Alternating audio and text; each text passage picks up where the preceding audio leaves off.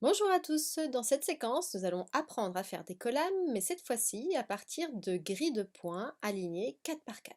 Vous avez découvert les collames en utilisant des grilles de points 3 par 3 alignées, ressemblant à ceci ou ceci. Pour ceux qui ne l'auraient pas vu, je vous invite à aller sur le site mathenvideo.fr et de taper le chiffre 11 466 pour réécouter la vidéo.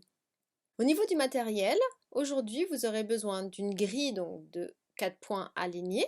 Pour permettre aux enfants de les faire sur un grand format, je vous invite sur un carré de 21 cm d'espacer vos points de 5 cm et de vous munir d'un stylo et d'un crayon pour faire des recherches. Alors je vais vous montrer petit à petit des formes et puis après libre à vous de vous amuser avec tout ça. Et donc avant de démarrer, je vais vous montrer les 11 motifs que vous allez apprendre, qui sont donc ceux que je suis en train de vous présenter ici. Sachant que du coup, je rappelle que la partie que je mettais en vert, c'était pour les points qui étaient reliés. Les éléments qui étaient en stylo bleu, c'est pour les points qui sont contournés. Donc ici, on a un motif qui mêle les points reliés et les points contournés. Et puis, je vous ai mis une petite série aussi avec des animaux que vous allez pouvoir reproduire. Soit vous faites pause ici sur la vidéo pour pouvoir les recopier, soit laisser défiler pour que je puisse vous montrer au fur et à mesure comment les tracer. Alors, comme la dernière fois, nous allons démarrer en reliant les points. Donc si nous relions les points, nous pouvons les relier avec des traits droits et nous pourrions faire cette figure.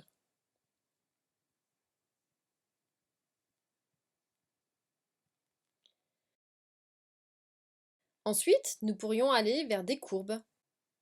Donc en faisant comme des pétales en fait, horizontaux, verticaux et aussi en diagonale. Ici, je tourne ma feuille pour garder mon procédé une fois que ma main a compris comment cela fonctionnait. Et donc, je vais obtenir cette forme.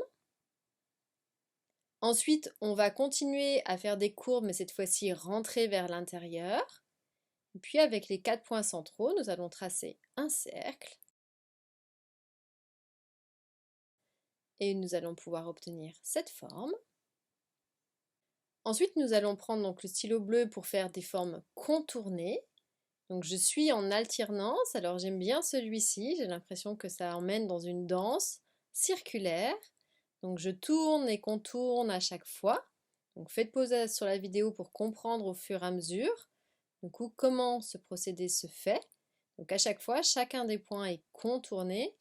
Donc cette fois-ci, le fait d'avoir 4 points alignés va nous permettre, vous voyez ici, d'avoir 4 carrés à chaque angle, qui va nous permettre d'avoir aussi une symétrie dans des formes proposées. Donc cette fois-ci, nous allons contourner en utilisant le fait que nous avons 4 barres verticales de 4 points. Donc prenez le temps, faites pause sur la vidéo pour suivre au fur et à mesure l'enchaînement des zigzags. Ensuite, nous allons démarrer en entourant 4 éléments au centre et puis nous allons contourner à chaque fois à partir des 3 points. Donc je tourne encore une fois à chaque fois ma feuille, une fois que j'ai compris le procédé qui reliait les 3 points. Et je vais obtenir cette forme. Maintenant, je vais vous montrer un motif où nous allons utiliser le fait de relier des points et de les contourner. Donc, vous voyez avec la gamme de couleurs, j'ai contourné et même je rajoute un petit élément ensemble. Je peux rajouter plein de petites choses dans mon collage. Et puis cette fois, je vais vous montrer une petite série pour représenter des animaux. Donc ici, nous allons représenter des poissons, donc de manière rectiligne et de manière courbe. Donc pour ce poisson-là, nous allons commencer par la queue. Alors vous voyez ici, on n'a pas utilisé tous les points, c'est OK aussi.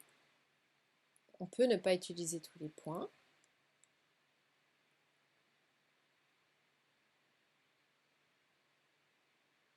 Et puis cette fois-ci, nous allons faire un oiseau.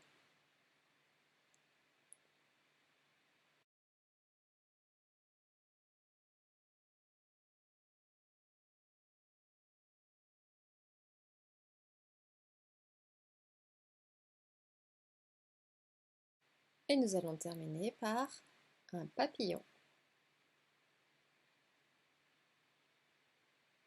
Donc encore ici, une infinité de combinaisons. Plus nous avons de points, plus il y a de combinaisons possibles.